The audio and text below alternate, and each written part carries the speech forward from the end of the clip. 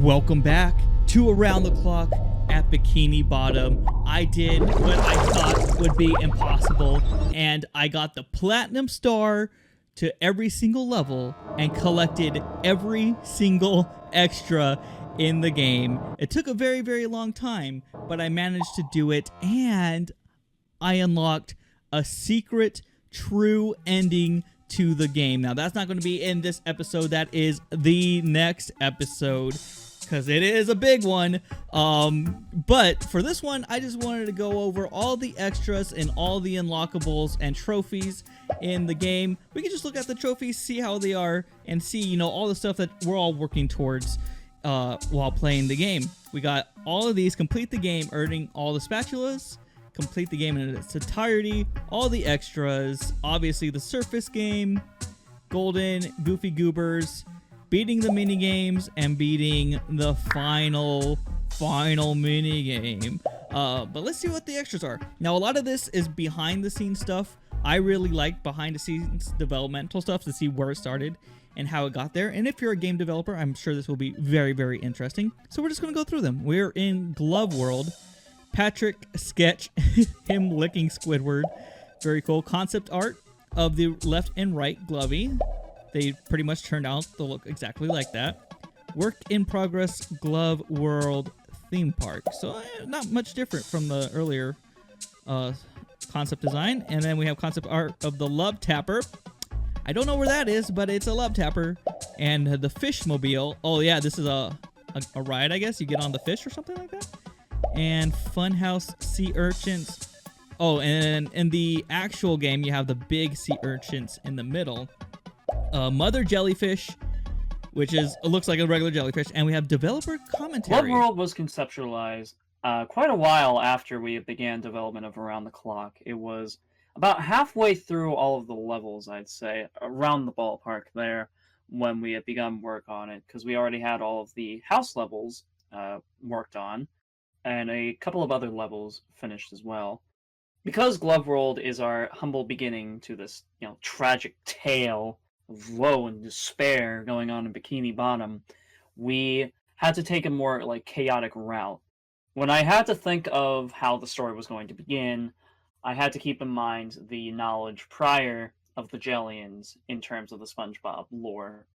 Because by that point, they already knew that the Jellians were a thing, and the Jellians were well aware of who exactly ended them during their first reign of terror. So Overlord, respectively, went to target Spongebob and basically everyone in a singular cluster. So Glove World, what a prime opportunity, because it's also Squid's concert along with a firework display, so that would provide them perfect cover to swoop down and strike.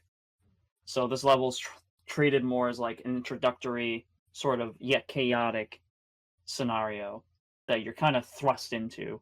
And based on feedback, a lot of people liked that, so I cannot complain there. Glove World was generally an easy level to make, I'd say. Like the whole theme park, the tunnel, all that was it was pretty easy to make, I'd say. It wasn't so much as smooth sailing with the maze. The maze is actually what we joke around with, one of the cursed levels of the game, because of how very fragile and delicate it is. We ran into quite a few problems while in development. Certain areas would end up stuttering, causing quite a large amount of lag and freezing. It wasn't optimized properly as a result. Now, in terms of cut content, it actually does relate with this as well, because originally, if you take a look at the concept art, there was originally a Love Tapper machine that would emerge from the ground, set itself up in 3 clicks, and if you were still around it, while it was poised, it would slam down on you, crushing you. It would be another trap to add to the various other traps we have within the maze, but because of the lack of optimization, it would actually cause even more freezing than what we would have expected, so that had to be terminated. You also can't forget the original Jellyfish Room, which used to feature a mother jellyfish instead of the red menaces that would fall down on you. The way it would work was that if you stepped on a pressure plate, the mother jellyfish would activate and zap the player. Then, we originally had the sea urchin room have actual sea urchins, and when you stepped on them, they would permanently slow you down because they would stick onto your screen for an extended period of time. So it was more of a passive trap room. more so than anything. But the amount of sea urchins we had within the room also caused the game's optimization and frame rate to fail. So that had to be scrapped as well in favor of a harmless sea urchin column. As for our main stars of Glove World, Left and Right Glovey, Left Glovey being an original character designed by me, while Right Glovey is actually a character that exists in the show already, known as Glovey Glove. They were both designed to be, nice controllable threats as a first-timer experience, but we wanted to make them unique. We didn't want them to just chase the player around. So I tasked Dave with creating a almost Slender-like AI, minus the danger of looking at them. Left and Right Glovey were generally pretty easy characters to make. When I made their AI, all site-based and such, I ran into a couple of issues with that. I had to use box triggers to be able to detect if the player was looking at the AI instead of a line trace or some sort of, different mechanic to detect if the Glovey was, in front of the player or not. Pretty much all that wasn't working, and I had to settle with box triggers, and it seemed to work out pretty well. The only problem I ran into when using box triggers were that it would go through walls, but it didn't seem to happen that often because they're pretty short radius of the box trigger. So all in all, I'd say that AI turned out pretty well. I will say that I felt as if the map was poorly designed on my part to not show the player where they initially started, which did confuse playtesters and YouTubers alike. I will admit to that. With this said, this level was generally well received, and it was a pretty good introductory level that scared the absolute out of everyone who played it. And it was quite an enjoyable experience to watch and receive feedback. Honest feedback, might I add. I want to thank everyone who's done that during this development phase. Thank you so much. And yeah, I mean, that's the way to start a game, off with crazy explosions and crazy everything. And another thing that they mention is, like, it is all based off of SpongeBob lore, which is honestly the most shocking thing to me. That it's just not some crazy ideas. Like, the whole SpongeBob universe is coming together in this one game. Now we have SpongeBob's Pineapple. I'm going to do developer commentary first because they seem to talk about these concept arts and work in progress that we're going to look at after now. The Pineapple was the 8th level to be conceptualized, and the 3rd home-oriented level at the time of its development. Just like Patrick and Squidward, I had to not only give the players something valuable to find, but also introduce an enemy that would be a reference from the show. Thus, the doodles were brought to the horror genre. Doodle Bob and Squid Drawing were from episodes like Frankendoodle and Doodle Dimension, while Doodle Patrick was from Drawn to Life SpongeBob SquarePants edition. Ironically enough, the relationship between the Doodles reflects SpongeBob and Patrick's from the mid-seasons, whereas Patrick was abusive and SpongeBob would most likely accept the abuse. However, I didn't necessarily agree that their presence within the Pineapple, let alone the story, was required. In response, Padre had convinced me to include them when he decided they would serve as a secondary antagonist within the game. When I designed the Pineapple, I was able to keep that feel that you were still in the Pineapple and not in some sort of mansion, by creating a sort of illusion when looking outside and seeing the same scenery downstairs and upstairs by duplicating the objects outside and making it seem like you were still seeing it from the same perspective. Once I finally nailed the design of the house, I moved on to the doodles. These scum were pretty interesting to design, with them being 2D characters instead of 3D like usual. The mechanics for these characters had to work just right. I didn't want to have 2 roaming enemies in such a small space, So I made Doodle Bob the only mobile threat in the house, and Doodle Patrick as an ambush type enemy. We don't talk about Squid Drawing though, that sad sap's only good for spawning Doodle Bob in the right places, and ending chases quickly. Dave ran into a few problems while bringing these doodles to life. For instance, Doodle Bob was going to run to the player's location when Squid Drawing was stepped on, but due to a lack of technical know-how, and Dave being generally stupid. What'd you say about me? Cut that out. We instead favored the idea of an instant teleport, which would in turn reset as patrol. This soft reset would go on to aid players with their escape if they were caught. Doodle Patrick is easily one of the more challenging enemies you'll encounter in the base game. Due to his unpredictable ceiling teleportation, we had to notify players of all trap points he could rest at. Safe to say that was a good decision between the both of us. This level is the hardest out of the 3 that were featured in the private demo, causing some to rage quit out of spite.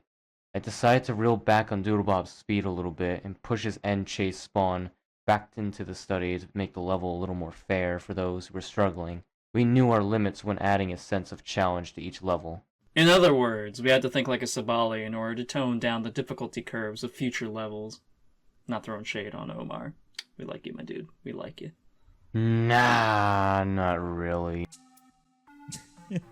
Okay, so that's very interesting. The doodles weren't actually part of the game at first. It was just going to be the Jellians that we were fighting. But honestly, very, very smart idea to include a really strong secondary antagonist to the story. It adds more depth to it, and I think everybody really enjoyed the doodles in this game. We see the original from Drawn to Life, which I've never played, but I've heard it's a good game. And then one in Bikini Bottom.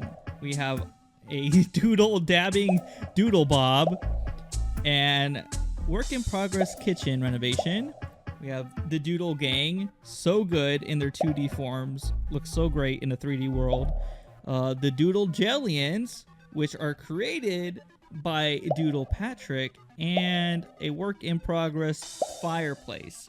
Very interesting. Our next level, Squidward's Monument. The monuments are 7th level to come to life, a part of the quartet of protagonists' home-oriented levels. While Squidward's precious valuables were pretty obvious choices, based on references from the show, the level's enemy was a treat for some and a disappointment for others. Feeling as if the sea bear appears enough in the show, it was up to me to shine the spotlight on a character who had only appeared once in an in-episode portrait, and in Operation Krabby Patty as an enemy, and a personal favorite of mine, Big Lenny.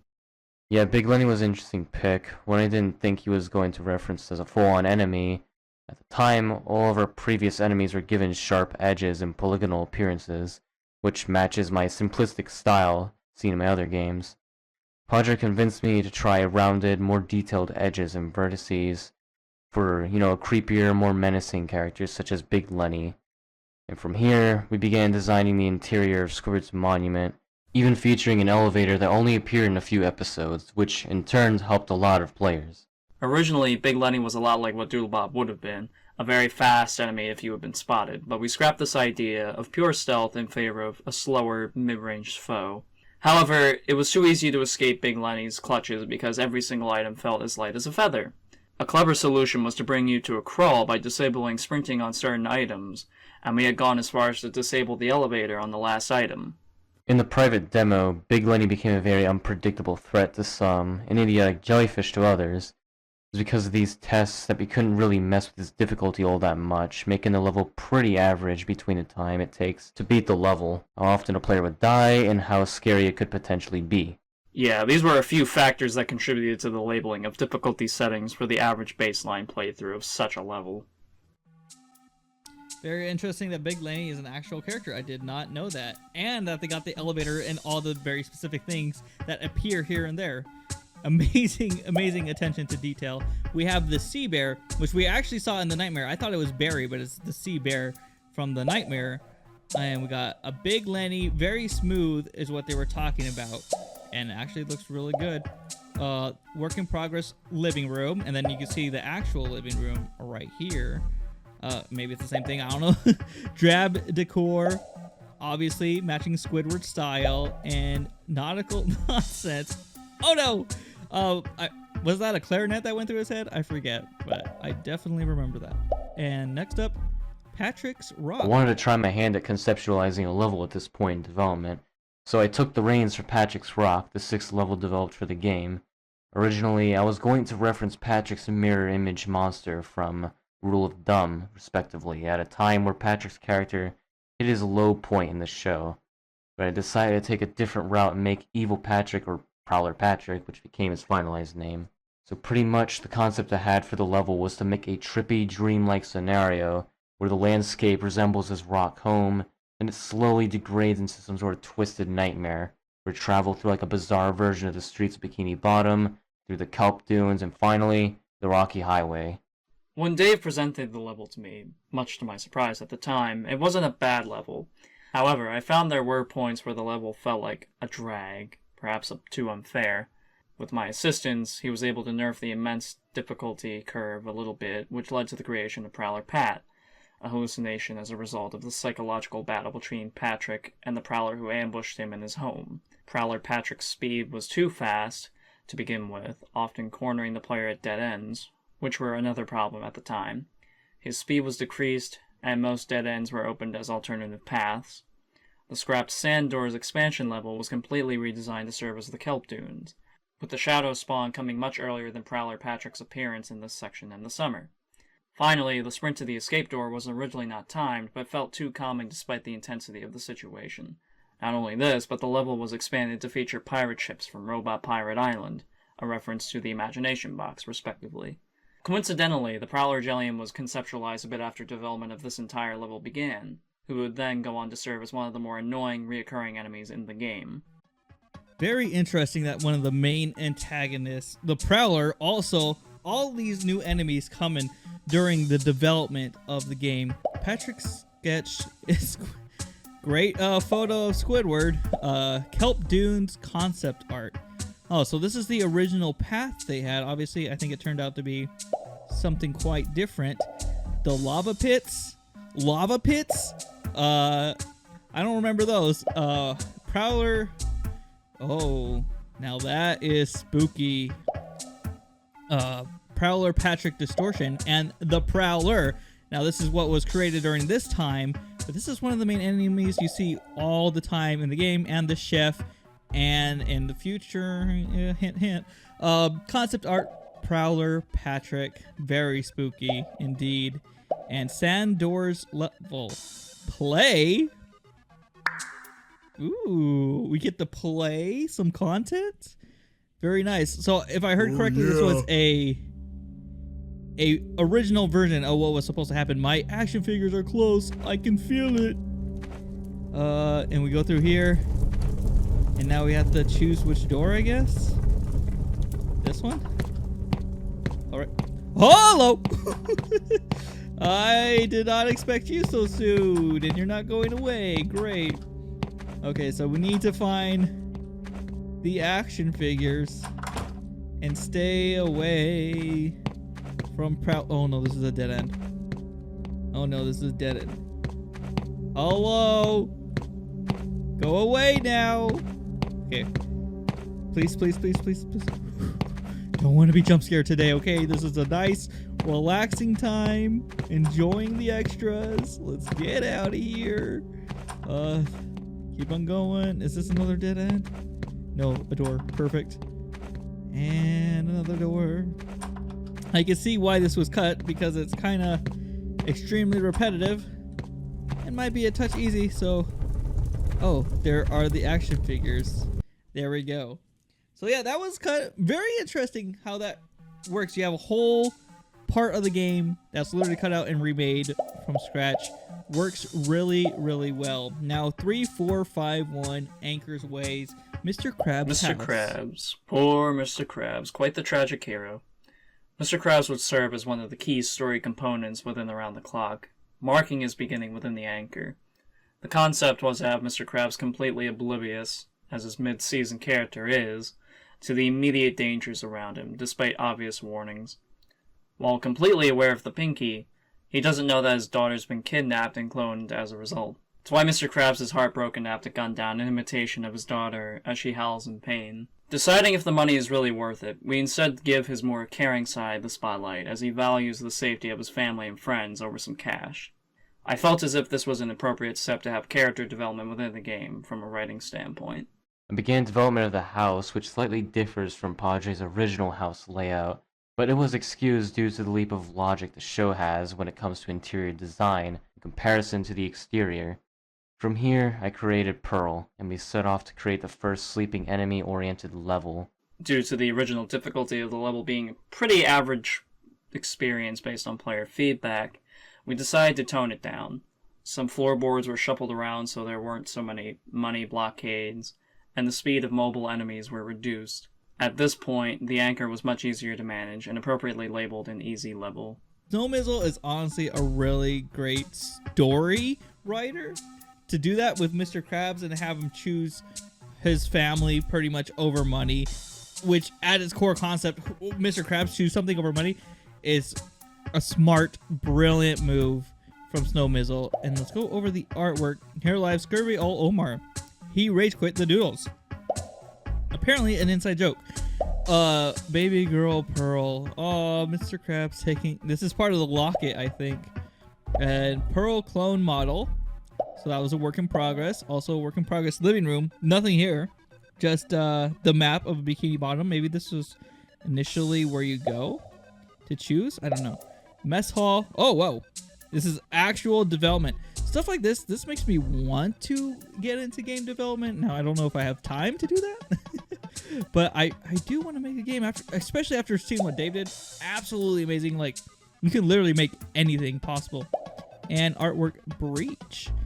And we've seen that, I think, from the show.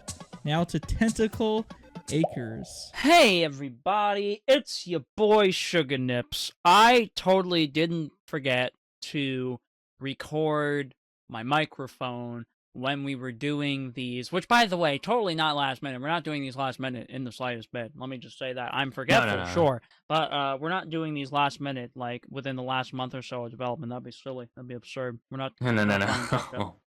Silly. Yeah. Nutty. Anyways, Tentacle Acres. How about that level, right? Yeah, what a fun level.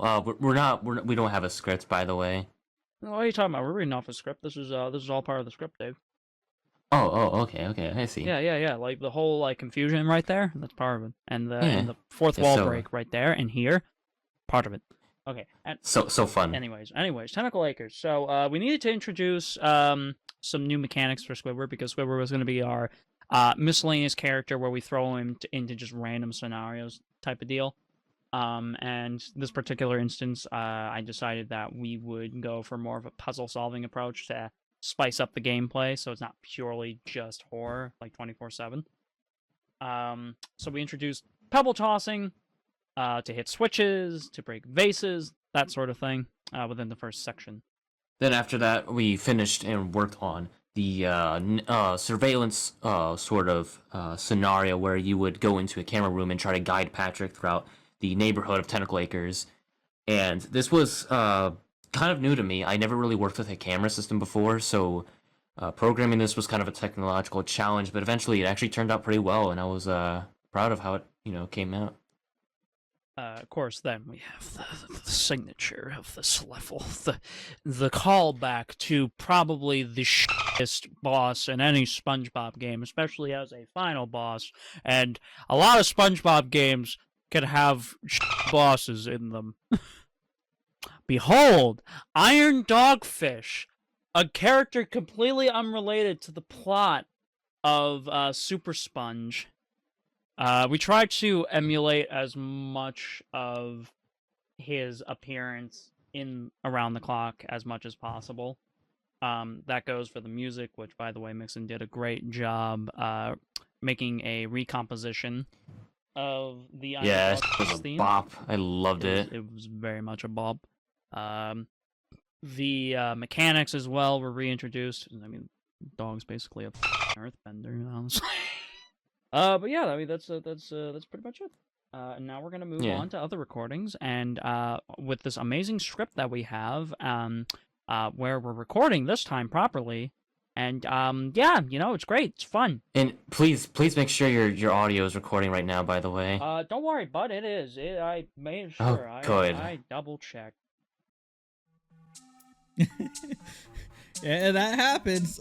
But very interesting. They don't like the Iron Dogfish. I don't know where that character came from. I guess it came from a game.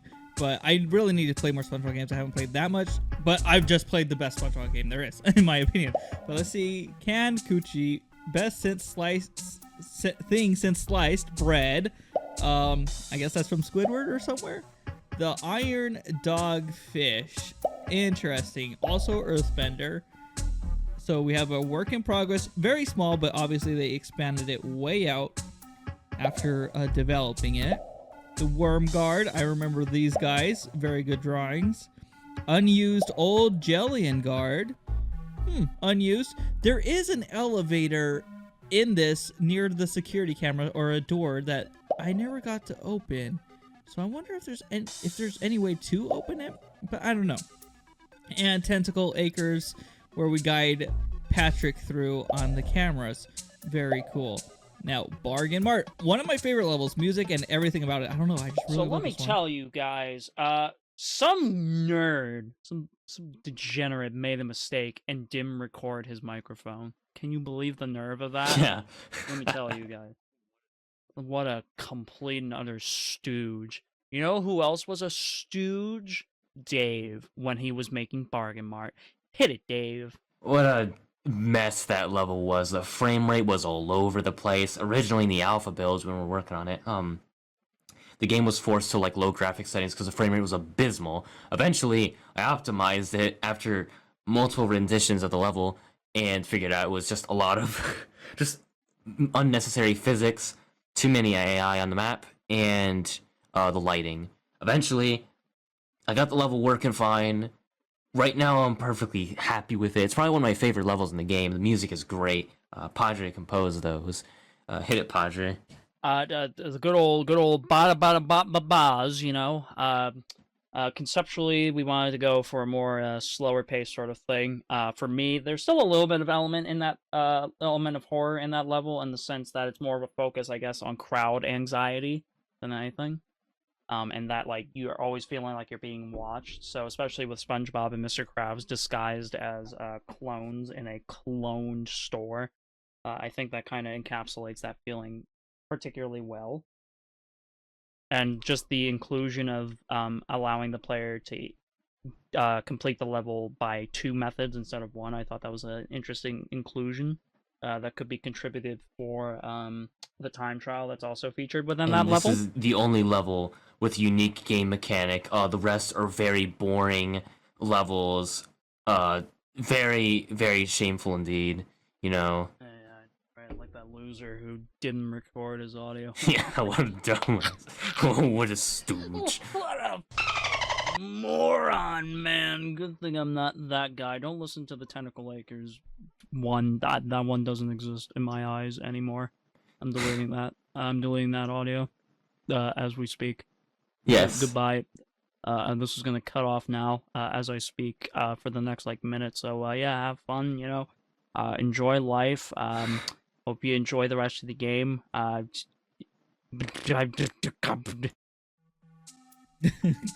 Great developer commentary you guys got going on here.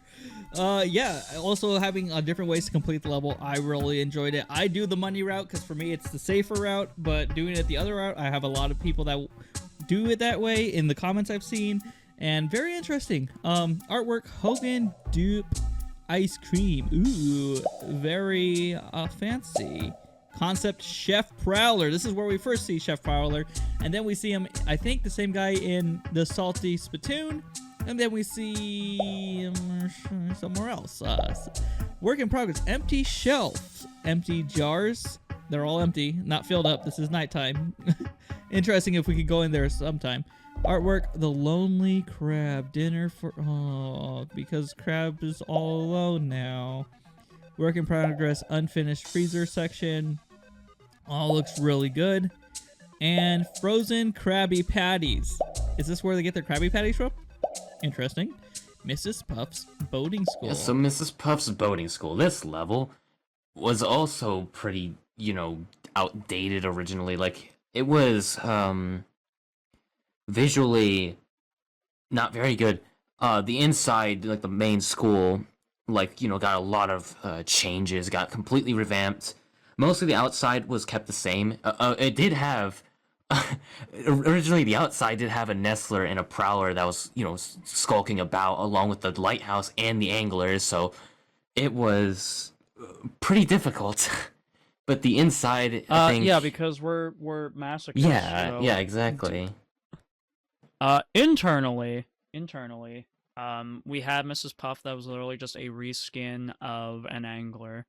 And then there were originally Jellian guards or officers that would patrol as well, which were also just reskins, I believe, of anglers. I'm trying to remember, did the anglers exist before them, or No, I think they were originally the guards, and then we turned them into the anglers, I believe. Right. But then, you know, we removed the anglers out completely out of the inside of the school. Yeah, just so that way we could give Puff like the bit of spotlight. She went through a lot of changes in her mechanics. Instead of being a very basic spotlight enemy, we gave her a bit of dynamic sort of behavior. especially encouraging the fact that this is a SpongeBob level and that you have to be very stealthy. She works in the way now that if you are spotted, she will give chase and get progressively faster. If you do lose her, she will actually go around and investigate the area. And honestly, it's one of the more scarier levels. That's one of the more scarier segments, especially when you're found, because Mixon, oh my goodness, Mixon gave me puppet Oh wait, that combo wasn't vibes, Mixon. like, That wasn't Mixon. I actually made that. oh, That you made chase that. theme. Yeah, I made that in Rhythmic. That, wow, okay, then you give me Mixon giving me puppet combo vibes. This is our first time recording this, by the way. I'm energetic. Wee whoopee. Hey, also just a quick edit. I just also found out recently that Mixon was actually pronounced Moon, even though it's spelled like MXXN. That's why we always pronounce it as Mixon rather than Moon. But yeah, that was just wanted to throw that in there post editing. Interesting. So Moon Mixon developed, I think, for Puppet Combo, and he developed music for this game. A lot of it, or half, I don't know how much, but really, the scary parts, really good, including, I think it was Weenie Hut Jr.'s scary music. Very terrifying. Let's get to the artwork. Big Fat Meanie. Mrs. Puff, the Big Fat Meanie. Concept art, the Angular. Very cool. Work in progress, heavily guarded cafeteria. Oh, so these guards were here as well, but they didn't show up in the final version. It's like these guys never showed up at all, even though they were in the game at several different parts. I guess they don't make good guards. Concept Belcher. All the guys from the ceiling that scoop you up. Work in progress, Drill Sergeant Barry. Okay, we have a race with him on this one, and Mrs. Puff's model. All right, and then she moves around and blows up a little bit. And Goofy Goobers, literally the scariest level for me in the game. At the time, we had Micro Horror Arcade, also known as JC Beam, playtesting some of our levels. Most notably, he played the private demo and was the first to ace every level publicly, as well as perform a couple of speedruns.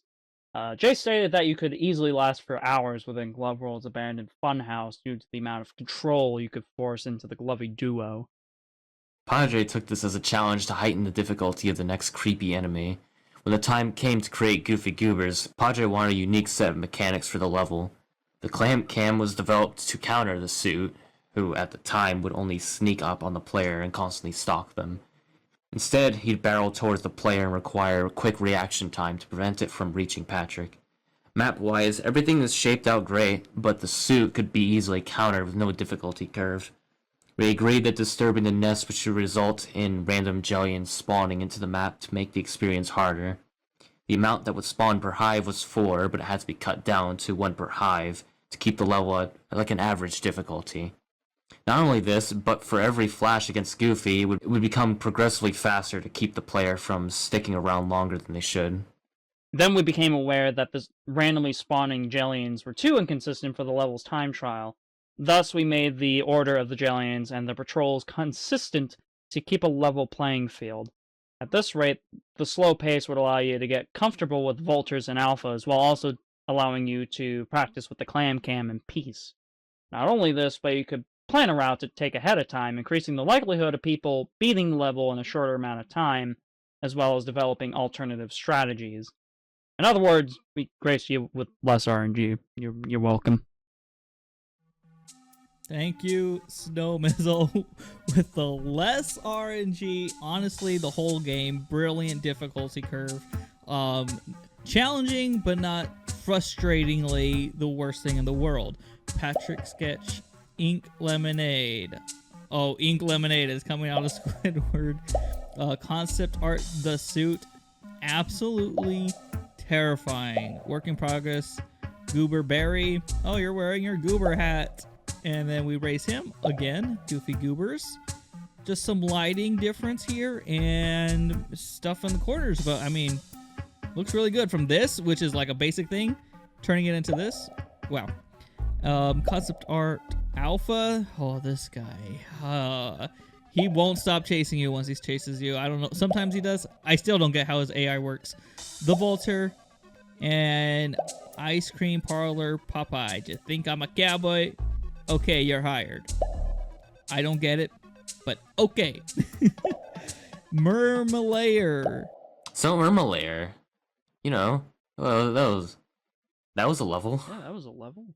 Probably like the most poorly balanced level of the bunch. Probably second worst technically made level. I mean, to be fair, the level used to be really bad before because there were no checkpoints and it was non-linear. But after we added checkpoints and made it, you know, more linear, it wasn't as bad to deal with. At least I hope so. I don't know what people are gonna think about this level when the game drops. Oh, well, see, that's just the first half of this level, me bucko. The second half of The level boss this, fight. That was actually conceived. Yeah, that was conceived when again, one of those late night thoughts of, you know, let's just bring Starfish Man back because I love Creature from the Crusty Crab so much. People are like always like a mixed bag when it comes to that game in terms of how they feel. I love the game. I understand that is meant to be like a quirky sort of game. Not the best designed game, admittedly, well aware of that, but honestly, one of my more favorite bits from that game is like just the Starfish Man segments. I always dreamt of just like a game focused more on Patrick being a superhero more than anything else. But anyways, I digress. So the combat mechanics, they were great, they were intuitive. However, we barely had any time for that before we added a lot more sections for the combat. So nobody who playtested understood properly what to do without us explaining that, and that was a problem.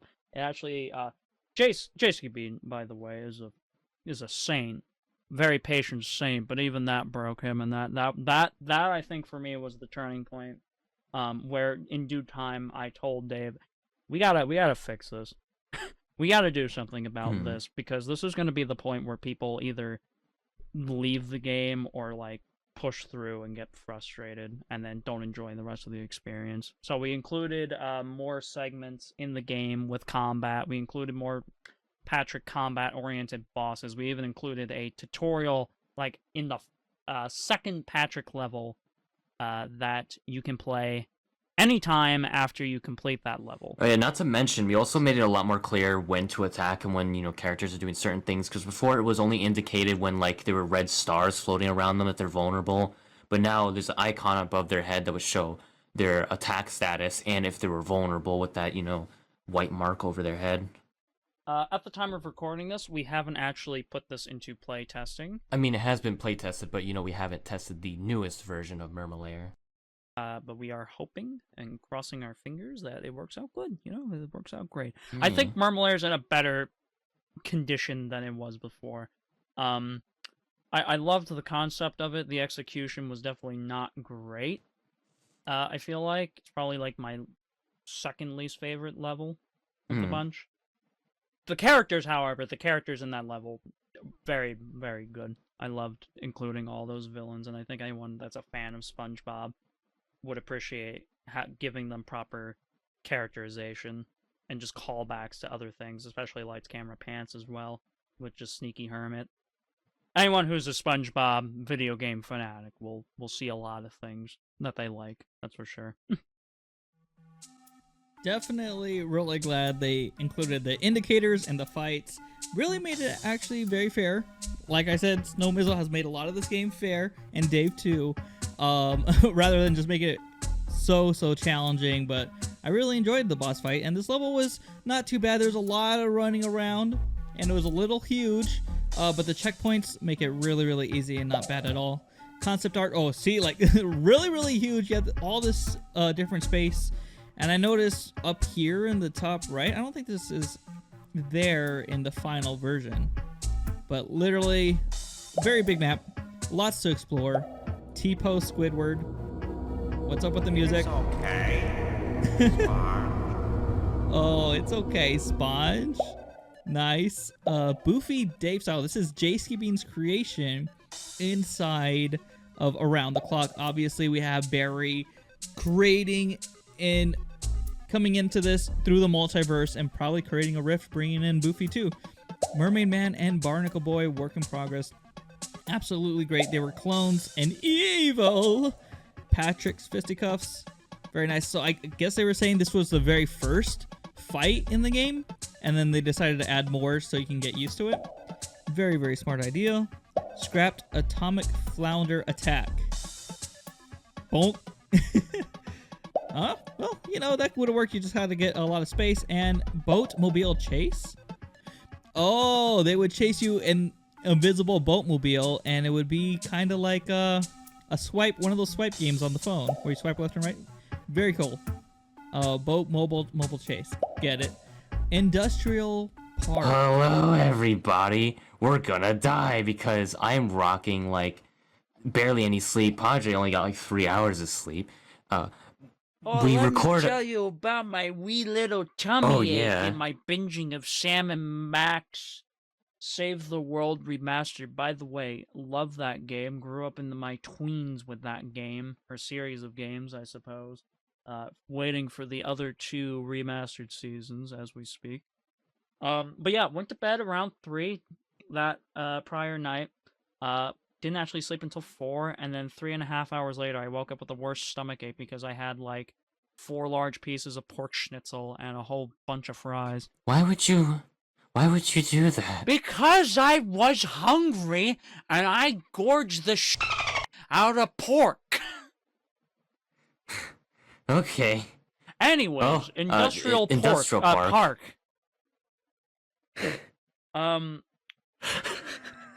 Let me tell you about industrial pork, all right? Let me tell you about that. We actually had quite a number of segments cut out of this level. This was going to be a lot longer of a level than what it currently is. We were obviously going to have the segment that's first with Mr. Krabs going through the alleyways. And then after that, it was going... I think after that you were supposed to go through a building. It was like a building section. I remember you drew a concept art for that or something at one point. I think maybe. Like because we cut that whole bit out where Mr. Krabs just teleports to the rooftop, you know, with that little short cut scene. Originally, you were actually going to be able to explore that building you entered. It was going to be a whole segment in there. Then it was going to be the rooftops. After the rooftops was going to be the boss fight with the airplane instead of being on the rooftops gunning down Plankton. So just to give people context, this was like our first prime 3 a.m. late night Padre and Dave session, where we were both horribly sleep deprived. And this was back in 2019, pretty sure. Yeah, it was like early 2019. So, you know, we're sitting there brainstorming, and we're like, okay, here we are, right? What if Mr. Krabs just rips open his shirt and he just pulls out a damn minigun that has mayonnaise in it, and he just starts blasting at Plankton without a care in the world. Before we scrapped out the plane sections, it was gonna be like Spongebob and Patrick in a plane, like on an on-rails section, much like in Creature from the Crusty Crab, because that is also another one of my favorite sections from that game. Trying to emulate that sort of thing of just like moving your plane around and shooting obstacles in front of you while dodging on-screen prompts, which would be Plankton trying to attack you and stuff like that. Very cinematic looking, all that sort of fun stuff. And then the other main section, instead of the boss that you have here in this game, it was going to be Mr. Krabs running around on the wings of the propeller plane, dodging Plankton's attacks and like slowing him down while also whittling his health down. And it was stupidly epic and hilariously dumb. We scrapped it for obvious technical reasons and sanity. And it also would have made the level really long. I think also, I don't think we actually going to have Mr. Krabs' health. Like, we were going to just use that airplane health bar that you made, the icon. And, you know, eventually we didn't even do that. We just settled the whole rooftop battle with Mr. Krabs and all that. Yeah. I mean, it did turn out well. Plankton was actually he was not only the first boss of the game, but he also had the esteemed privilege of getting the animation revamp treatment, which turned out very well because, believe me when I say that looks a lot better than what he originally looked like, being stop motion and looking like a stiff piece of bean. Very, very interesting. There's a whole different final boss. I think the final outcome was good, fighting Plankton with the minigun, but the whole flying on the airplane and doing the whole fight that way would have been interesting. Obviously, that seems like a nightmare to try to program and everything. But I still do like the final product that we got. Artwork, Chum is fun. Chum is fun. Yes, Chum Bucket, good. Concept, the rooftops. Oh, you can see Mr. Krabs and the laser. I really like these concept arts. How it just goes from a little drawing and then boom, into a game. Brilliant.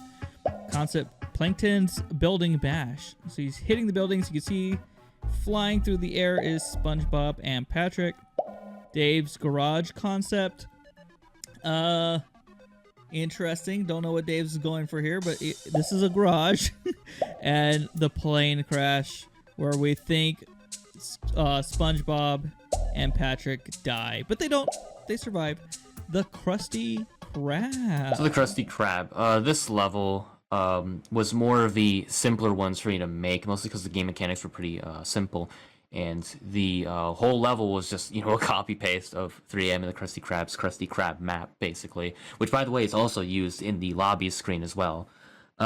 Originally, the level was just a single segment of, surviving 1 hour, and that's it. But then we decided to add in difficulties, starting from, the easiest to the hardest, as well as a training videotape to teach the player the game mechanics if they didn't quite understand it. Additionally, the hash-slinging slasher was one of the characters that got the reanimation vamping. I handled his animations. Despite him being the most simplistic in terms of rig, he was actually the most complex to animate because I had to account for him appearing in different places at different times. You had like your baseline animations like walking and running and all that, but I had to make location-specific animations that I didn't have a point of reference of, so I had to visualize it within my brain, my big, thick brain. That smooth brain of yours. We don't talk about my smooth brain. Nobody shall know from the Tentacle Acres or Bargain Mart. Dev commentary is what happened. The past is in the past. But yeah, anyways, despite being complex and being simple, it was actually the most fun to animate.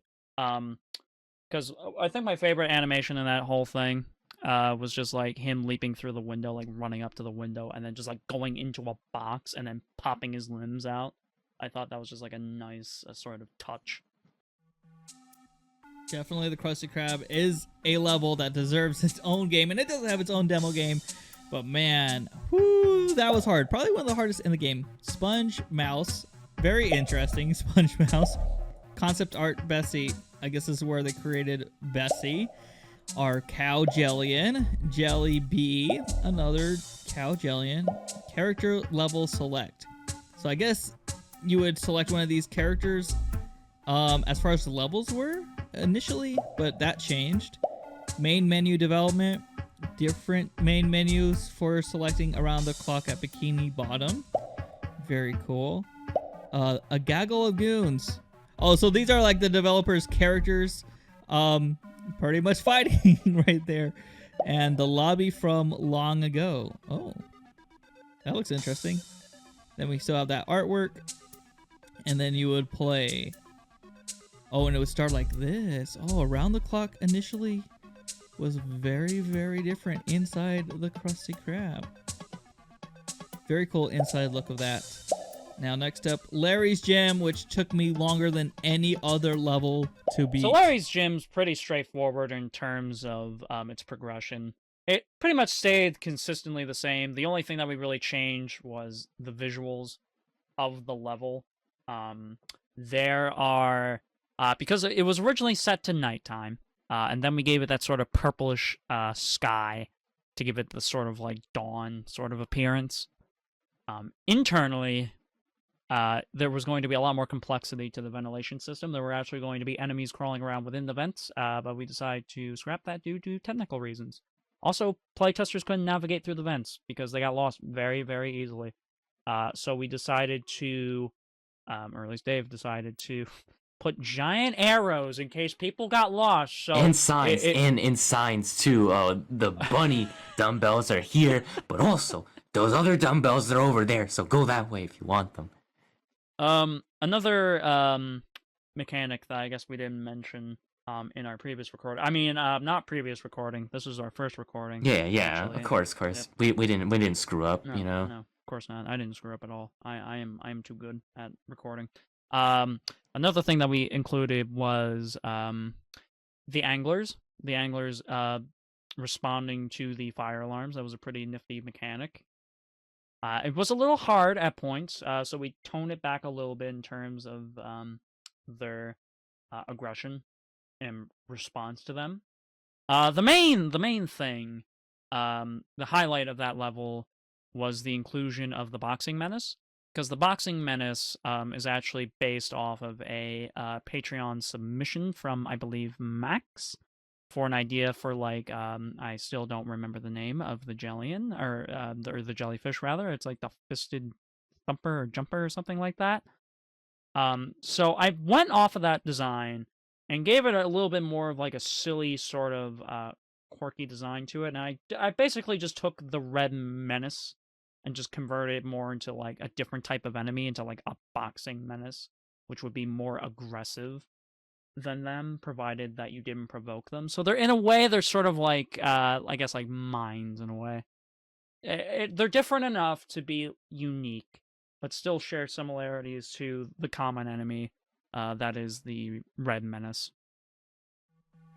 Very cool. That original enemy from a Patreon got into the actual game here. Nothing mentioning the difficulty of how challenging this was, but Larry's trophy right there.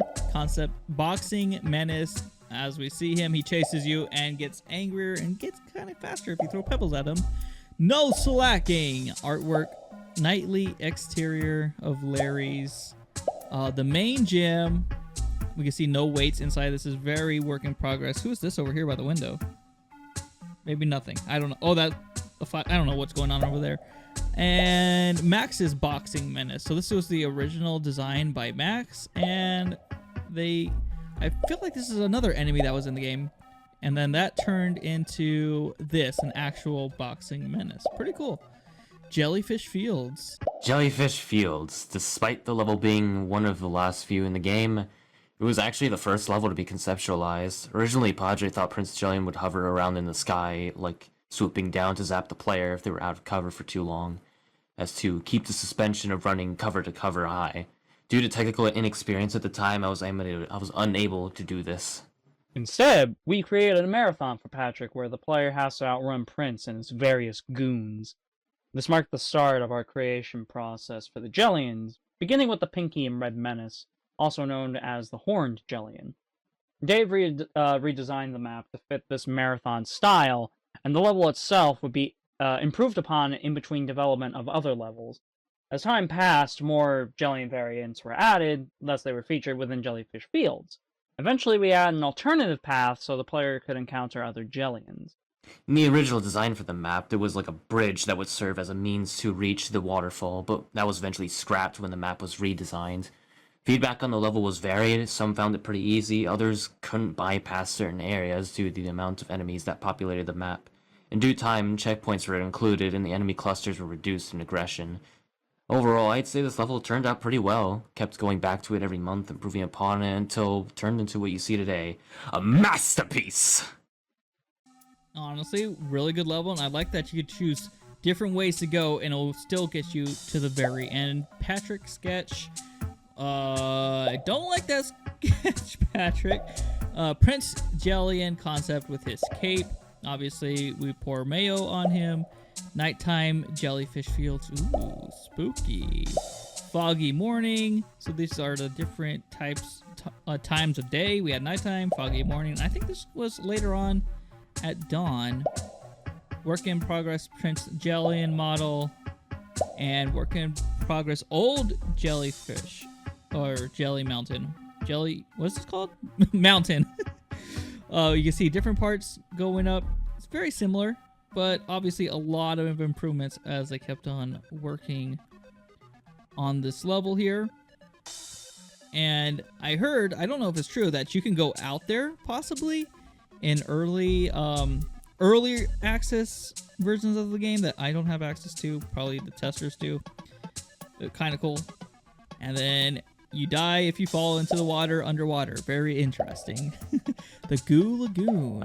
Goo Lagoon. I'm so tired. Goo Lagoon.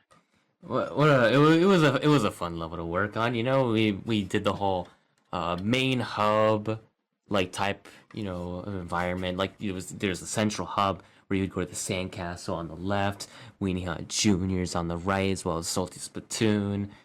It was pretty good.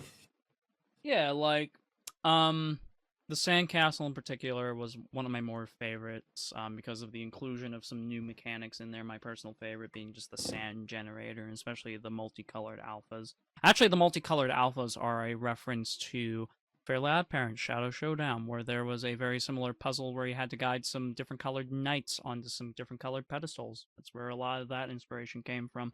Oh, I didn't even know that. Well, hey, there you go. The more you know, right? There is a little bit of horror in the level, in Weenie Hut Juniors, obviously. And then most of the level is more focused on just relaxation and character dialogue and development and that sort of thing. That was also a turning point where, at least for me, I realized that the game isn't always going to be scary, and that's okay. Despite what people may think that, ooh, if there's any like moment of calm, then it's not really scary anymore. Well, the game wasn't intended to be pure horror, because if it were horror 24/7, or it just like had you in suspense for the longest time, eventually that will die down.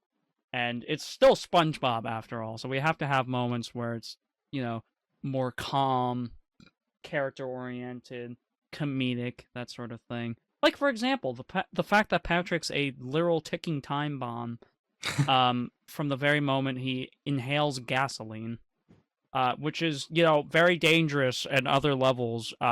If you, you know, visit them after this one, or you've played them already, you understand why.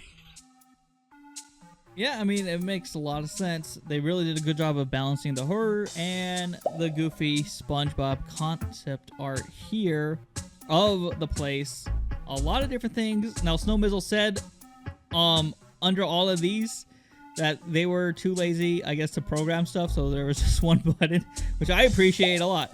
But anyways, concept art Salty Spittoon. Oh, how it works in the Salty Spittoon. I don't know if we ever got to see inside on the show. Maybe we did. Maybe I didn't see that episode. But pretty cool to actually go in and visit that. Unused dentist model. This one, I guess, was created by Snowmizzle. A little more angular, I think, than the final version of it. The start of the Goo Lagoon.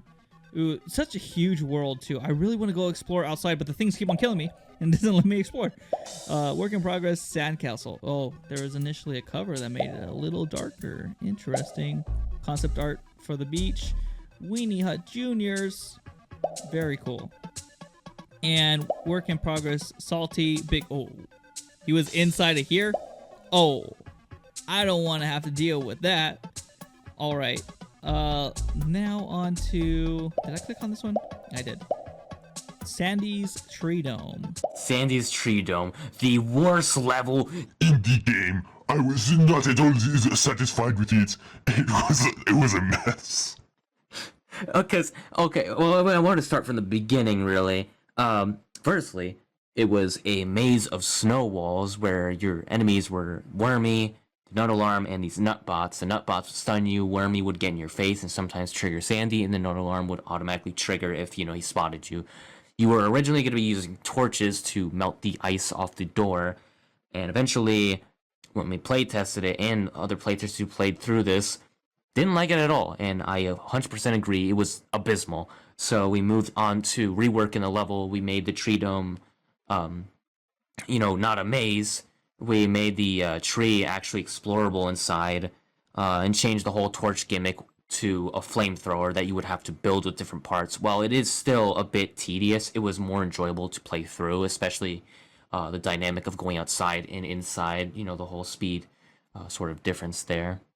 Now, there is one more aspect to this whole ordeal. Fun fact, this was not a no-death level at first. This was a time trial.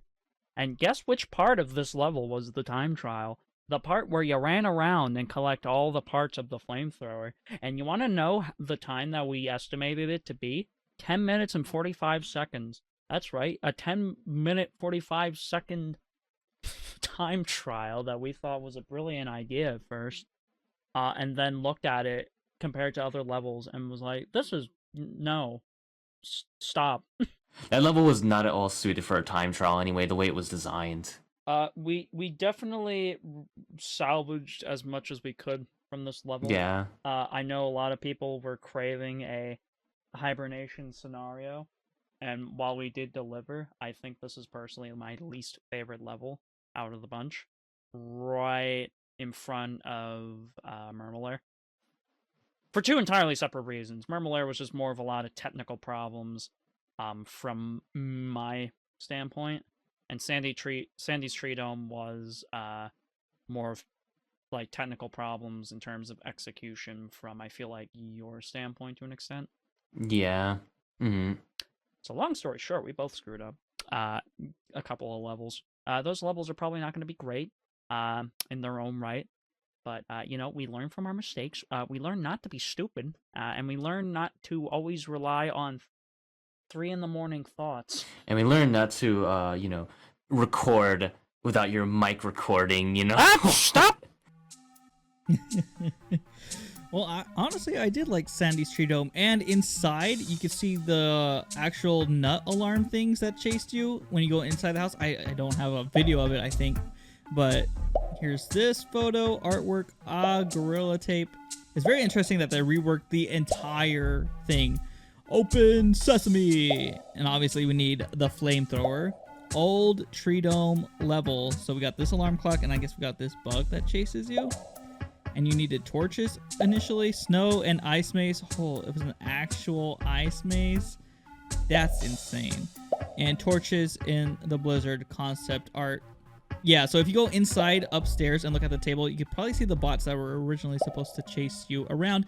And that's all for the level ones. And now we have the really hard to find miscellaneous extras. Concept art, the spatula door. So this is when you get all the spatulas, you insert them all in here, and you unlock the secret bonus levels. Work in progress, Kelp Forest. This is the Squidward's Nightmare level, where you're chased by Spongebob. Audio from Mr. Krusty's story time. Mr. Krusty's creepy as heck, man. I didn't see you there. Hello, I'm Mr. Crusty. This is my room. We're going to have so much fun together. Just 2 of us. I don't know, I think, we can make a look pretty style death together. We can bring this book I have also. We can stare into this fireplace together.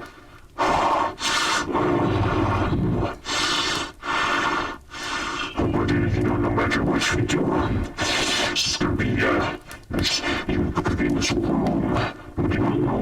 Really scared us. We got this fireplace also. I forgot about the fireplace.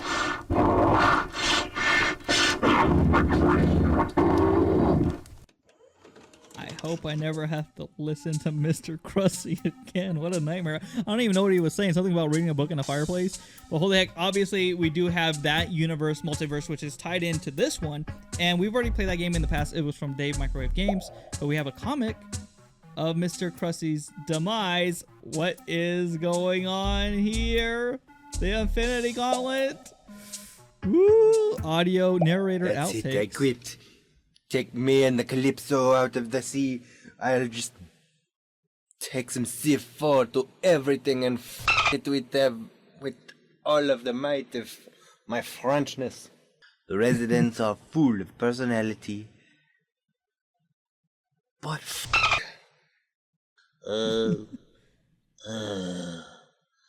does this play? That's, oh God. Where did Marlon Brando come from? So That's a much good time has accent. passed that they had to hire a new one because the other narrator just decided to say f it all. Honestly, great voice acting. The SpongeBob Fanverse Scrapbook. Fanverse Scrapbook. Robo Patrick. Work in progress. Patrick's broken neck. Oof. And you see a bone sticking out. I guess that is a little bit of a work in progress there. Yummer, which is creepy as heck. Devlog Hey guys, from Moon here. I'm the producer behind a lot of the music you're hearing in this game. I hope you guys have been enjoying it so far.